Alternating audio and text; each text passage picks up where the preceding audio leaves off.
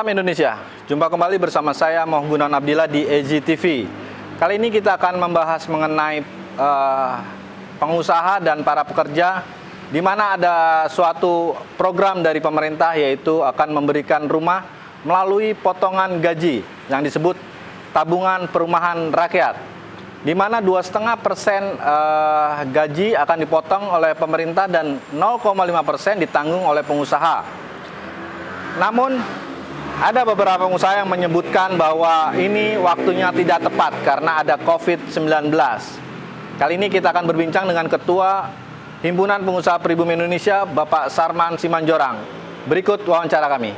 Saya dapat informasi ini ada peraturan pemerintah nomor 25 tahun 2020 tentang tabungan tapera yang dinilai membebani pengusaha dan pekerja nih di tengah-tengah pandemi. Kan tadi kan kita sudah lihat yang denda 250.000 yang orang kena masker. Nah ini ada lagi nih, tapera. Gimana tanggapan HIPI?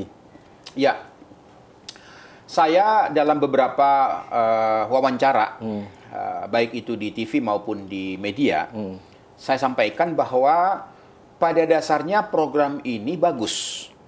Karena program ini sangat membantu daripada para pekerja-pekerja kita yang belum memiliki rumah, yang nantinya memiliki rumah. Jadi secara prinsipnya bagus. Dan sebenarnya itu konsep ini dulu sudah ada. Hanya dulu diperuntukkan hanya untuk PNS. Tapi saat ini akan diperlebar kepada swasta.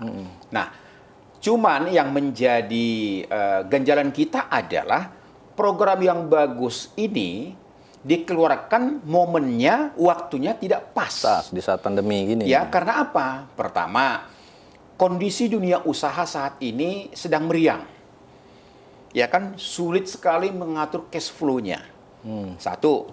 Yang kedua, pekerja-pekerja kita juga, kalaupun dia masih ada bekerja, dia juga tidak bisa menerima haknya secara utuh pada kondisi saat ini. Ya, yang biasanya dia dapat bonus, yang dia dapat tunjangan, tidak ada. Gaji pokok pun mungkin juga tidak 100% dipotong. Karena memang pemasukan daripada pengusaha cash flow-nya sangat-sangat terancam. Nah, di Undang-Undang Nomor 25 Tahun 2020 ini sudah disyaratkan bahwa besaran nilainya itu 3%, nilai tapera itu. 2,5% itu ditanggung oleh pekerja sendiri. 0,5% itu ditanggung oleh pengusaha. Jadi dalam kondisi seperti ini 2,5% bagi pekerja itu sangat-sangat besar.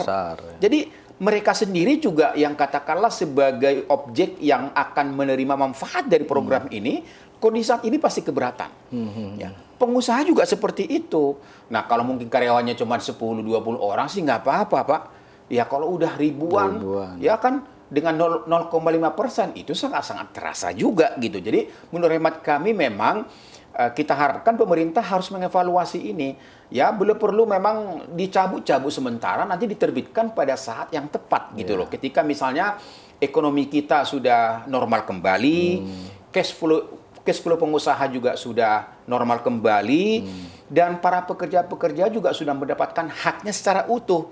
Apakah itu dapat gaji pokok yang penuh, ada tunjangan, ada bonus, dan lain-lain. Sehingga ketika mereka dipotong juga dari gajinya, tidak begitu terasa. Tapi kalau kondisi saat ini, jangankan 2,5%, 0,5% aja udah sangat terasa bagi mereka dengan kondisi saat ini. Jadi ini sesuatu program yang bagus, tapi kita berharap juga pemerintah harus bijak melihat apakah ini pas, apakah ini cocok gitu loh. Karena pada kondisi seperti saat ini, ketika misalnya katakanlah PSBB ini sudah mulai diperlonggar, kemudian juga new normal udah mulai aktivitas bisnis usaha, pemerintah itu harus juga melihat apa yang dialami oleh pengusaha-pengusaha saat ini, terutama UKM. Iya, UMKM. Kami dari HIPI sudah menyampaikan bahwa tidak hanya stimulus, tidak hanya relaksasi yang dibutuhkan saat ini. Yang dibutuhkan paling utama adalah bantuan modal. Gitu loh, bantuan modal yang harus segera dipikirkan oleh pemerintah, terutama UKM kita. UKM kita ini jutaan saat ini sudah siap mau bekerja. Akan tetapi mereka modalnya sudah habis. Karena selama 3 bulan ini, modal mereka itu sudah habis untuk kebutuhan daripada rumah tangga mereka. Gitu loh. Nah, kita sangat berharap pemerintah, tolong ini diperhatikan.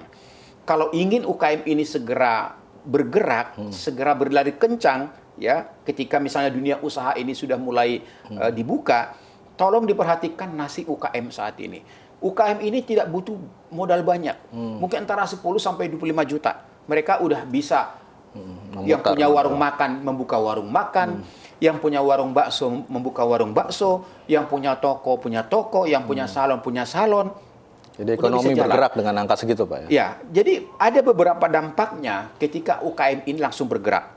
Pertama, mereka akan mampu menyediakan lapangan pekerjaan. Jadi 96% lapangan pekerjaan yang ada di kita saat ini itu disumbang oleh UKM.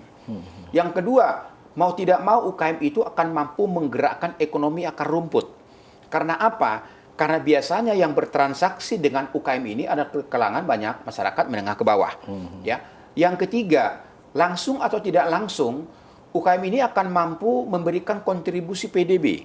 Karena selama ini 60% PDB kita disumbang oleh UKM. Dan yang terakhir adalah akan mampu juga meningkatkan daripada konsumsi rumah tangga kita.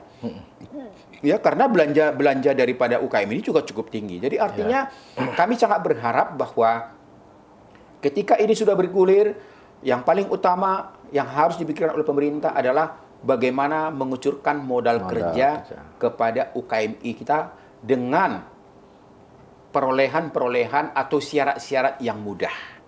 Ya, karena selama ini kita lihat UKM ini kan selalu teriak mereka. Itu apa yang kredit usaha rakyat KUR nggak kedengaran ya, Pak, di saat pandemi ini nih?